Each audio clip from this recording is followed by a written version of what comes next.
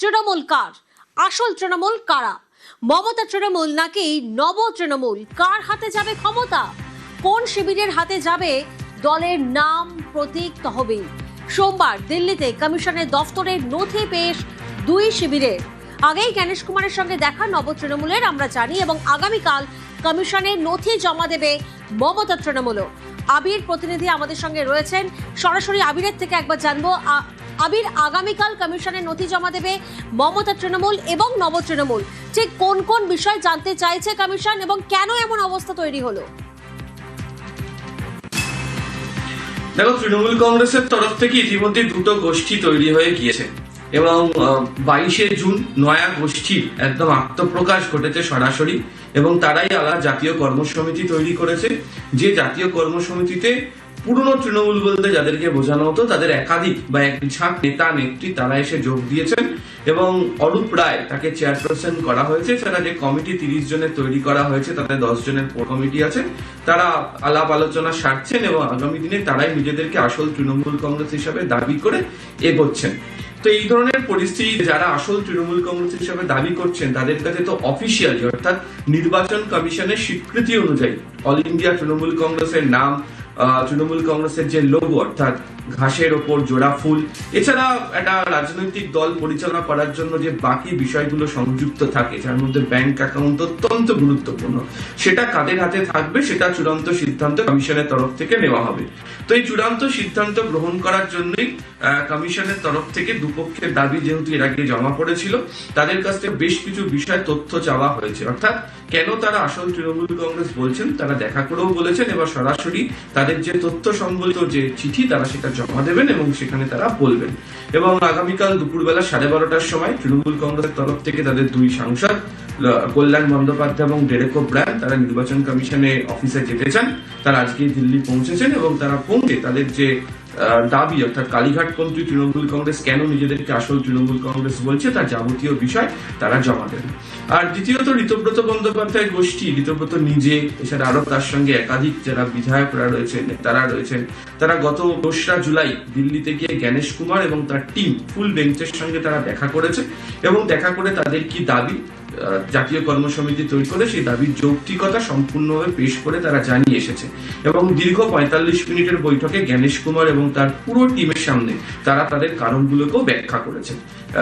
আগামীকাল তাদের তরফ থেকে আইনজীবীরা নির্বাচন কমিশনের কাছে তাদের যে চিঠিপত্র বা যে লিখিত জবাব চাওয়া হয়েছে তারাও সেটা জমা করতে চলেছেন। বেশ,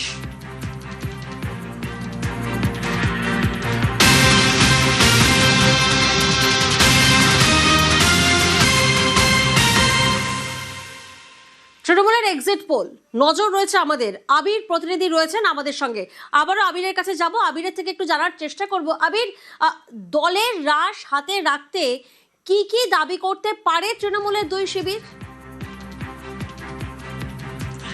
দেখো, 3টে জিনিস খুব গুরুত্বপূর্ণ হতে চলেছে। কালকে জমা পড়ার পরেও যখন হিয়ারিং এ ডাকা হবে, অনেক বর্ষিয়ান রাজনীতিবিদ যারা এই ধরনের বিষয় সম্পর্কে অভিজ্ঞ তারা বলছিলেন যে দুপক্ষকেই হয়তো একই দিনে ডেকে হিয়ারিং করা হতে পারে। তার দিনক্ষণ এখনো পর্যন্ত চূড়ান্তভাবে জানানো হয়নি। কিছুক্ষণ আগে দুপক্ষের সাথে কথা বলেছি, তারা এখনো পর্যন্ত অফিসিয়াল কোনো ইমেল বা বার্তা নির্বাচন কমিশনের কাছ থেকে রিসিভ করেননি। যে বিষয়গুলো দেখা হবে সেটা হচ্ছে, তুমি জানো যে কালীঘাটপন্থী তৃণমূল কংগ্রেস বলছেই যে সদ্য শেষ হওয়া বিধানসভা নির্বাচনে যারা নব্য তৃণমূল করেছেন তার মধ্যে যে সমস্ত বিধায়করা রয়েছেন তাদের হচ্ছে মনোনয়নের সই রয়েছে মমতা বন্দ্যোপাধ্যায়। আবার নব তৃণমূলের তরফ থেকে বলা হচ্ছে যে জাতীয় কর্মসমিতি তারা তৈরি করেছেন, সেই কর্মসমিতিতে কালীঘাটপন্থী যে জাতীয় কর্মসমিতি তৈরি হয়েছিল তার একাধিক নেতা নেত্রীরাই তাদের সঙ্গে সে যোগ দিয়েছেন এবং কালীঘাটপন্থী তৃণমূল কংগ্রেসের প্রতি চূড়ান্ত আস্থা প্রকাশ করে ফেলেছেন। এবং গতকালের চন্দ্রিমা ভট্টাচার্যের ঘটনাটা তার একদম হাতে গরমে উদাহরণ বা প্রমাণ হিসাবে তারা অবশ্যই দাখিল করবেন। তৃতীয়ত হচ্ছে আদৌ তৃণমূল কংগ্রেসের কোনো সংবিধান তৈরি হয়েছিল কিনা। চতুর্থ বিষয় হচ্ছে যে তৃণমূল কংগ্রেসের তরফ থেকে যে 2012, 17, 22-এ মমতা বন্দ্যোপাধ্যায়কে জাতীয় কর্মসমিতির মধ্যে চেয়ারপারসন হিসেবে ঘোষণা করা হয়েছিল।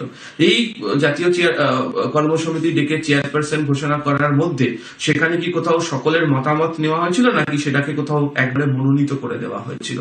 এই যাবতীয় বিষয়গুলি আলোচনার ক্ষেত্রে অত্যন্ত গুরুত্বপূর্ণ এবং এই যাবতীয় বিষয়ের ব্যাখ্যা দুই তরফ থেকেই লিখিতভাবে যেমন দেওয়া হচ্ছে এবং সেই লিখিত ব্যাখ্যা পাওয়ার পর নির্বাচন কমিশনের তরফ থেকে তাদের সামনে যে প্রশ্নগুলো উঠবে তারও জবাব দিতে হবে এবং তারপরেই নির্ভর করে থাকবে যে এই দুই পক্ষের মধ্যে কারা আসল তৃণমূল কংগ্রেস হিসেবে দাবি করছে, মানে দাবি করতে পারবে বা হয়ে যাবে।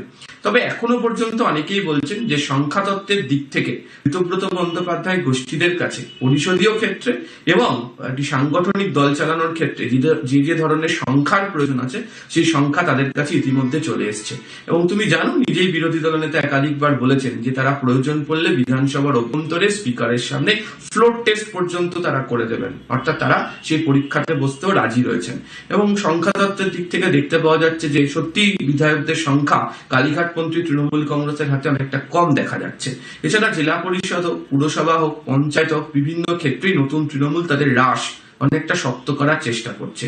এই যাবতীয় মিশেলই এই নির্বাচন কমিশনের কাছে অত্যন্ত গুরুত্বপূর্ণ একটি বিষয় হয়ে দাঁড়াবে এবং তাদের এই হিয়ারিং এর উপরই ভিত্তি করে আগামী দিনে কারা আসল তৃণমূল কংগ্রেস হিসেবে প্রতিষ্ঠা পাচ্ছেন সেটা জানিয়ে দেওয়া হবে। বেশ, ধন্যবাদ আবির।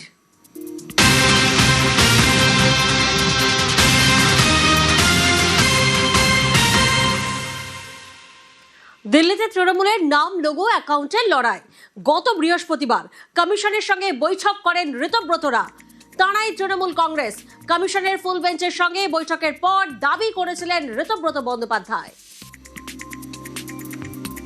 প্রতীকের প্রশ্ন, ফান্ডের প্রশ্ন কোথা থেকে আসছে আমরা জানি না, কারণ আমরাই তো তৃণমূল কংগ্রেসের all India chairperson Shri Arup রায়ের নেতৃত্বে আমরা 10 জন সব মিলিয়ে আমাদের এনডব্লিউসির মেম্বাররা, এমএলএরা, প্রাক্তন মন্ত্রী শ্রী স্নেহাশিস চক্রবর্তী সহ আমরা আজকে এখানে ইলেকশন কমিশনের ফুল বেঞ্চকে মিট করেছি। চিফ ইলেকশন কমিশনার এবং অন্যান্য ইলেকশন কমিশনারদের ধন্যবাদ জানাই। তারা পুরোটা হচ্ছে আমাদের কথা শুনেছেন এবং জানিয়েছেন যে তারা যত তাড়াতাড়ি সম্ভব আমাদের কাছে জানাবেন।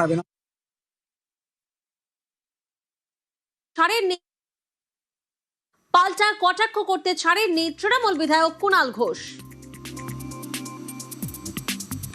এই বালিশ্রিত যে টিম, সেটা বিজেপির মদতে অনৈতিকভাবে তারা মদত পাচ্ছে। তাদের দেখতে হবে যে আমরা সকলকে দোষ দিচ্ছি না, কিন্তু তাদের কার কার বিরুদ্ধে কি কি অভিযোগ আছে। বাঁচতে চাই বিজেপি, তাই আর কি হচ্ছে, কার মার্ডার কেস, কার অবৈধ নির্মাণ, এগুলো সব এখন ন্যাকা সাজছে। সবাই নয়, অনেকের ওপর পুলিশ প্রশাসন দিয়ে চাপ দেওয়া হচ্ছে। আমরা ধরে নিচ্ছি যে নির্বাচন কমিশন এবং বিজেপি ওদের সাপোর্ট করছে।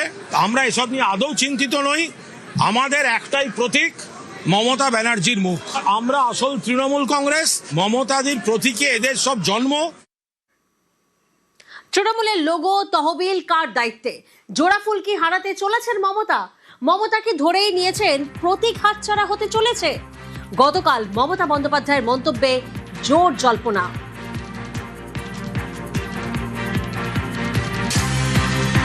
বিজেপিতে থেকে দল ভাঙার চক্রান্ত। ভাবেন কি যে আমি মরে গেছি? ভাবেন কি আমাদের কর্মীরা মরে গেছে? ভাবেন কি অল ইন্ডিয়া তৃণমূল কংগ্রেস মরে গেছে? মনে রাখবেন, আপনার পক্ষে আছে বলে সরকার, আপনি তাকে দিয়ে নির্বাচন কমিশনের কাছে কমপ্লেন করিয়ে আপনি সিম্বল কেড়ে নিতে পারেন।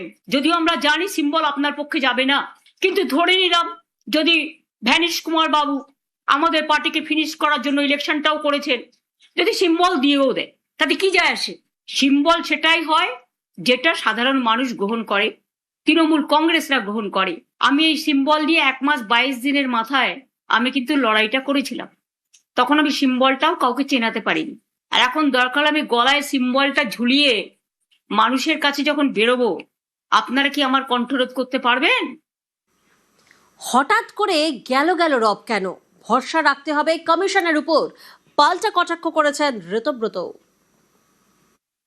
নির্বাচন কমিশন একটা অ্যাপেক্স বডি, প্রাতিষ্ঠানিক পোস্ট। মানে হঠাৎ করে ঠাকুর ঘরে কে আমি তো কলা খাইনি, হঠাৎ এগুলো বলতে হচ্ছে কেন যে প্রতীকের কথা? ভরসা রাখুন না নির্বাচন কমিশনের ওপর, অ্যাপেক্স বডির ওপর তো ভরসা রাখতে হবে। দেশের তো একটা কাঠামো আছে, আইন আছে, সংবিধান আছে।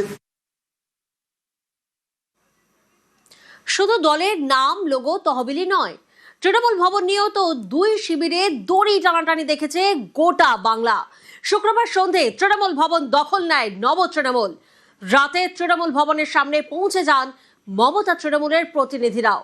চড়ে 2 শিবিরের নেতাদের সুর।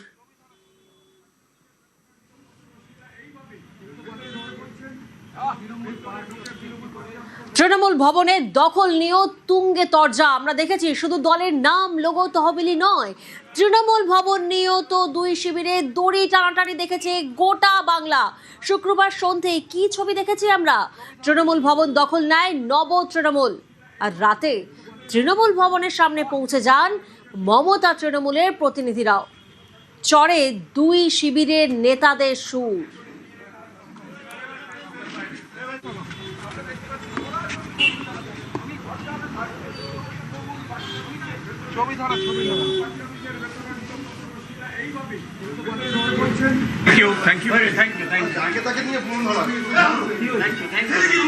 মমতা ব্যানার্জি আমাদের আবেগ, উনি আমাদের নেত্রী। মমতা ব্যানার্জি ভোটিং নিয়ে তো আমাদের কোনো বিতর্ক নেই। এটা আমরা নিশ্চিন্তে রূপে ওনার ব্যানারে ওনার ছবি বা ব্যবহার করতে পারতাম।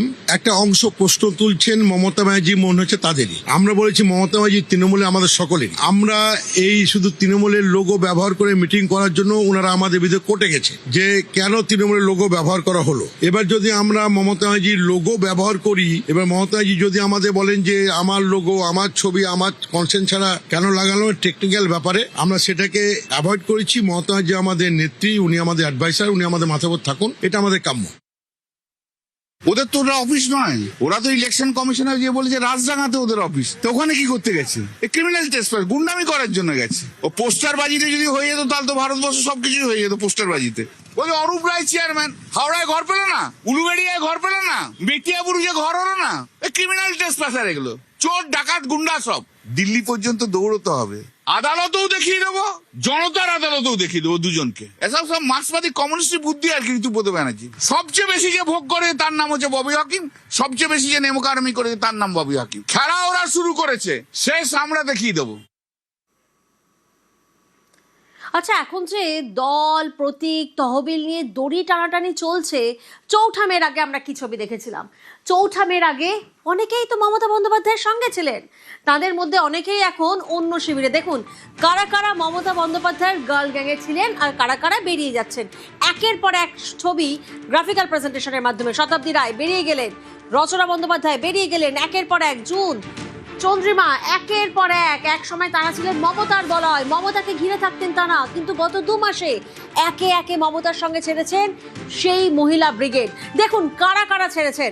কৃষ্ণা চক্রবর্তী, সোনালী গুহ অবশ্য অনেক আগেই ছেড়েছেন। মমতার সঙ্গ ছেড়েছেন শতাব্দী রায়, সায়নী ঘোষরা। মমতাকে ছেড়েছেন রচনা বন্দ্যোপাধ্যায়, জুন মালিয়া, তিনিও মমতার পাশ থেকে সরে গিয়েছেন। মালা রায়, তিনিও এখন মমতার পাশে নেই। কাকলি ঘোষ দস্তিদার, তিনিও তো মমতার সঙ্গ ছেড়েছেন। আর এবার ছাড়লেন মমতার গুড গার্ল, অতি আস্থার চন্দ্রিমা ভট্টাচার্য।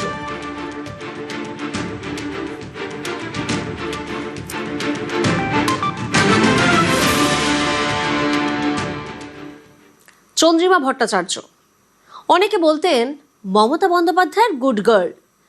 দল থেকে সরকার সব জায়গাতেই মমতার অনুগত সৈনিক। মমতার হাত ছাড়লেন সেই চন্দ্রিমা, রাজ্য রাজনীতিতে নবচন্দ্রিমা।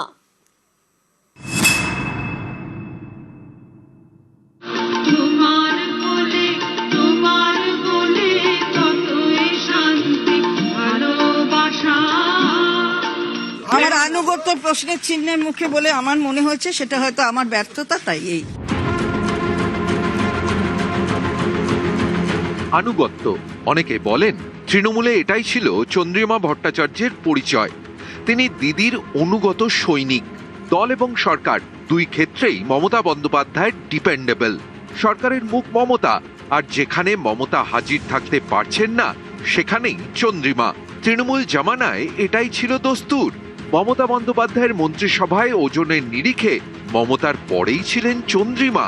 একাধিক গুরুত্বপূর্ণ দপ্তর ছিল তার হাতে। স্বাস্থ্য প্রতিমন্ত্রী, আইন প্রতিমন্ত্রী, অর্থ দপ্তরের স্বাধীন দায়িত্বপ্রাপ্ত মন্ত্রী, ভূমি ও ভূমি সংস্কার মন্ত্রী। আমার আনুগত্য প্রশ্নের চিহ্নের মুখে বলে আমার মনে হয়েছে, সেটা হয়তো আমার ব্যর্থতা। তাই লক্ষ্য করার মতো বিষয় হলো, যে দপ্তর মমতা বন্দ্যোপাধ্যায় নিজের হাতে রাখতেন সেই দপ্তরেরই প্রতিমন্ত্রী করতেন চন্দ্রিমাকে, যেমন স্বাস্থ্য, অর্থ। তো মমতা বন্দ্যোপাধ্যায় যখন মুখ্যমন্ত্রী ছিলেন তখন দীর্ঘতম যে মন্ত্রীর দপ্তরের তালিকা ছিল তার নাম চন্দ্রিমা ভট্টাচার্য। তখন কষ্ট হয়নি, তখন দুঃখ হয়নি, তখন অভিমান হয়নি। বাজেটের কথা জনতা যখন জানে তার খানিকক্ষণ আগে আমি জানি, যে আমি যখন এসে দেয় আমাকে তখন আমি জানি, তার আগে জানি।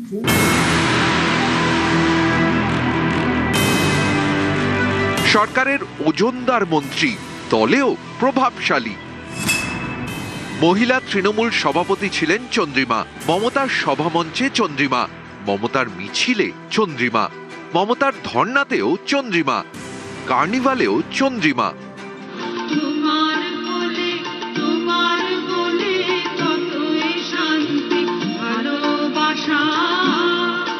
যেখানেই নেত্রী সেখানেই চন্দ্রিমা। অনেকে বলেন চন্দ্রিমা ছিলেন মমতার গুড গার্ল। তৃণমূলের বৈঠকের পরে সাংবাদিকদের হাজারো প্রশ্নের সামনেও চন্দ্রিমা স্পিকটি নট, দিদির বারণ, তাই বলা বারণ। নেত্রী নির্দেশ দিয়েছেন, তাই কয়েক ঘন্টার মধ্যেই মিছিল করতে রাস্তায় চন্দ্রিমা। এমনটাও শোনা যায় সরকারের গুরুত্বপূর্ণ সিদ্ধান্ত মন্ত্রীদের জানাতে হবে। তখন মমতার দূত হয়ে মন্ত্রীদের ফোন করতেন চন্দ্রিমাই। কিন্তু বাড়তি কোনো শব্দ নয়, যেটুকু দিদি বলেছেন তারই কমা সমেত শুধুমাত্র সেইটুকুই। সেই কারণেই মমতার গুড গার্ল।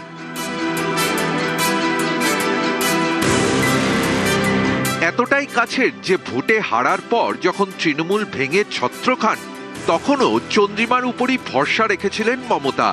তাকে দলের রাজ্য সভাপতি করেছিলেন। 22শে জুন মমতার তরফে যে চিঠি গিয়েছে দিল্লিতে নির্বাচন কমিশনের দফতরে, তাতেও চন্দ্রিমার নতুন পদের উল্লেখ। মমতার এহেন গুড গার্লই তাকে গুড বাই জানিয়ে দিলেন। উনি অনেকদিন ধরেই আমাকে বলছিলেন পদত্যাগ করবেন, কারণ ওনার ছেলে গিয়ে অলরেডি হাত মিলিয়েছেন। আমার তার জন্য কিছু বলার নেই, ভালো বুঝেছে হাত মিলিয়েছে, তাদের লাগেজ ব্যাগেজ থাকতে পারে।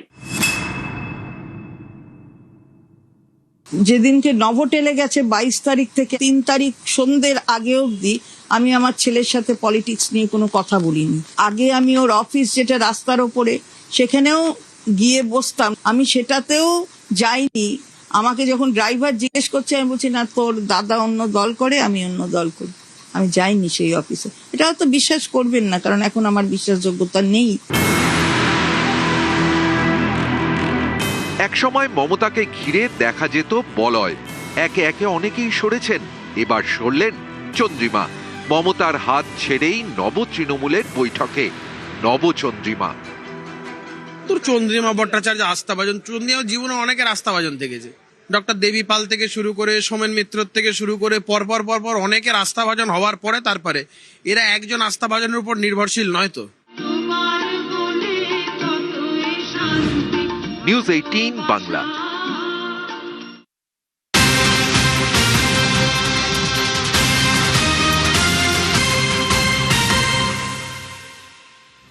এই মুহূর্তে যে খবরের দিকে নজর রাখবো, কলেজে স্নাতক স্তরের প্রথম বর্ষের ভর্তিতে বিপুল সাড়া। গত বছরের তুলনায় বাড়ল ভর্তির সংখ্যা ও আবেদনকারীদের সংখ্যা। পরিসংখ্যান দিয়ে এক্সপোস্ট মুখ্যমন্ত্রী শুভেন্দু অধিকারী। জানবো বিস্তারিত, সোমরাজ প্রতিনিধি আমাদের সঙ্গে রয়েছেন। সোমরাজ, গত বছরের তুলনায় মোট ভর্তির শতকরা হার কত বাড়ল? দেখো, মুখ্যমন্ত্রী শুভেন্দু অধিকারী কিছুক্ষণ আগে সোশ্যাল সাইটে পোস্ট করে কলেজে স্নাতক স্তরের প্রথম বর্ষে ছাত্র ভর্তিতে রেকর্ড গড়েছে এমনটাই সাফল্যের দাবি করলেন মুখ্যমন্ত্রী শুভেন্দু অধিকারী। শুধু তাই নয়, গত বছরের তুলনায় বেড়েছে ভর্তি সংখ্যা এবং রাজ্যের কলেজগুলিতে আবেদনকারীদের সংখ্যাও বেড়েছে, তেমনটাই দাবি করলেন মুখ্যমন্ত্রী শুভেন্দু অধিকারী। গতবারের তুলনায় 20.35% বেড়েছে আবেদন এবং ভর্তি বেড়েছে 19.94%। গত বছরে যা ছিল আবেদনের সংখ্যা 20,91,348। মুখ্যমন্ত্রী শুভেন্দু অধিকারীর দাবি এবার সেই আবেদনের সংখ্যা বেড়ে হয়েছে 25,17,384। পাশাপাশি গত বছর যেখানে রাজ্যের কলেজগুলিতে স্নাতক স্তরের প্রথম বর্ষে 2,57,429 জন ভর্তি হয়েছিলেন, এবারে সেই ভর্তির সংখ্যা 3,08,748। এটা কিন্তু প্রথম দফার ভর্তি প্রক্রিয়া শেষে, এরপরে ফের দ্বিতীয় দফার ভর্তি প্রক্রিয়া হবে। কিন্তু যেটা গুরুত্বপূর্ণ, ছাত্রীদের আবেদন এবার সব থেকে বেশি এবং ছাত্রীদের ভর্তি সংখ্যাও গতবারের তুলনায় বিপুল হারে বৃদ্ধি পেয়েছে। ছাত্রীদের ভর্তি সংখ্যা বৃদ্ধি পেয়েছে 26.45%। মুখ্যমন্ত্রী শুভেন্দু অধিকারীর দাবি যে স্বচ্ছ প্রক্রিয়া এবং সহজলভ্য অনলাইন ভর্তি ব্যবস্থা, এর কারণগুলির জন্যই রাজ্যের কলেজগুলিতে স্নাতক স্তরে ভর্তির সংখ্যা, আবেদনকারীদের সংখ্যা দুটি সংখ্যাই বেড়েছে। তবে যারা প্রথম দফায় ভর্তির প্রক্রিয়ার সুযোগ হয়নি, তারা দ্বিতীয় দফায় ফের ভর্তি হওয়ার সুযোগ পাবেন। আগামী 7ই জুলাই থেকে কলেজে কলেজে স্নাতক স্তরে প্রথম বর্ষের ক্লাস শুরু করা হচ্ছে। বেশ,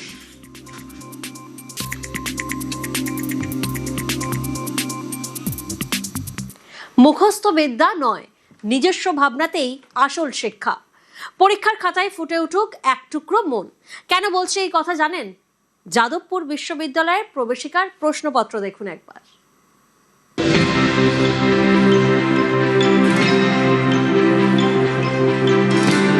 যাদবপুর মানে মুক্ত চিন্তার চাষ।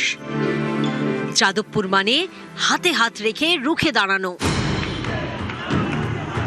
যাদবপুরের হোক কলরব ঝড় তোলে, লাঠির মুখে গানের সুর দেখিয়ে দেয় যাদবপুর। যাদবপুর প্রতিবাদ করতে শেখায়, তর্ক করতে শেখায়, ভাবতে শেখায়।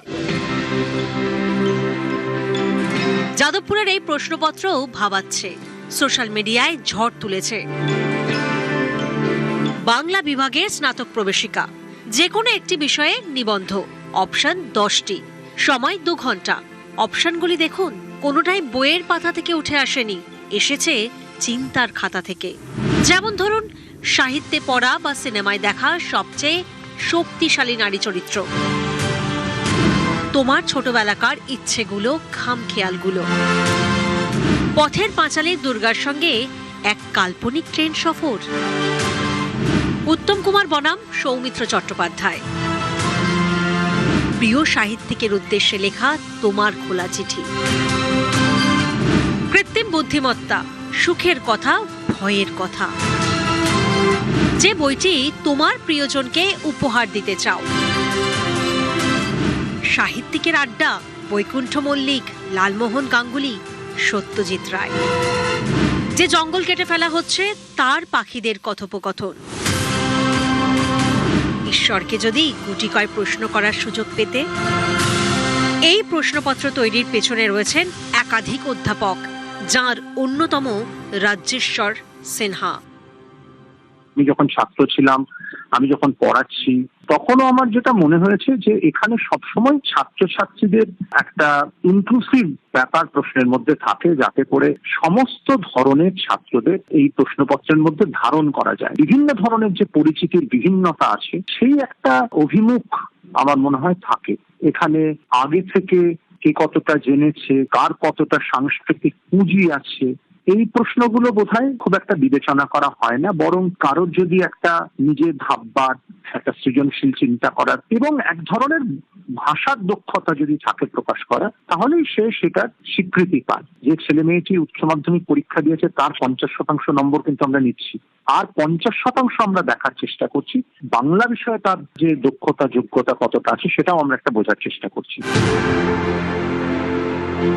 অনেকে বলছেন এই প্রশ্নপত্র যেন গতে বাঁধা পড়াশোনা আর পরীক্ষা ব্যবস্থার উপরে একেবারে বাজ পড়ার মতো।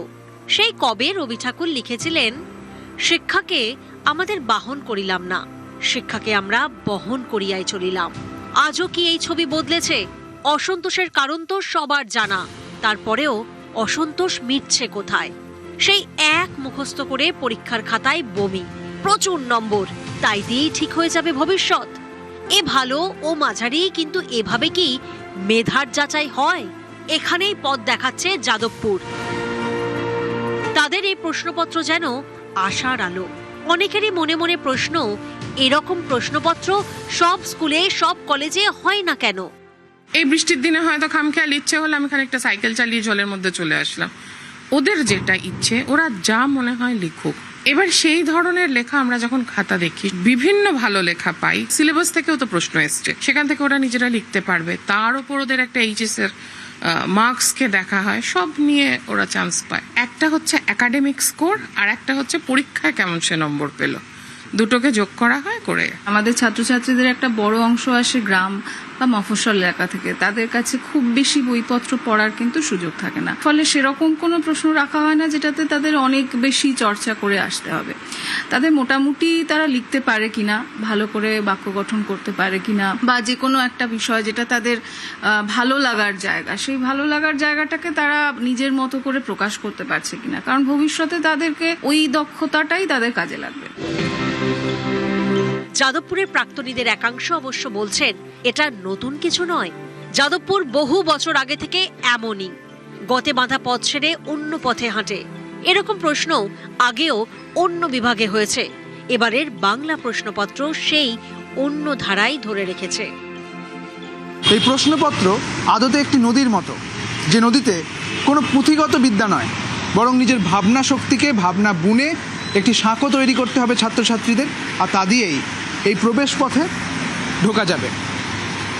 সেক্ষেত্রে নেটাগরিকরা বলছেন, দীর্ঘদিন ধরে নাইট ল্যাম্পের আলো আধারিতে যে রাজ্যের শিক্ষা ব্যবস্থা চলছিল, সেখানে দাঁড়িয়ে যাদবপুর বিশ্ববিদ্যালয়ের এই প্রশ্নপত্র যেন আলোকবর্তিকার মতো। ক্যামেরায় খোকন দাসের সঙ্গে সুদীপ্ত সেন, নিউজ 18 বাংলা, কলকাতা।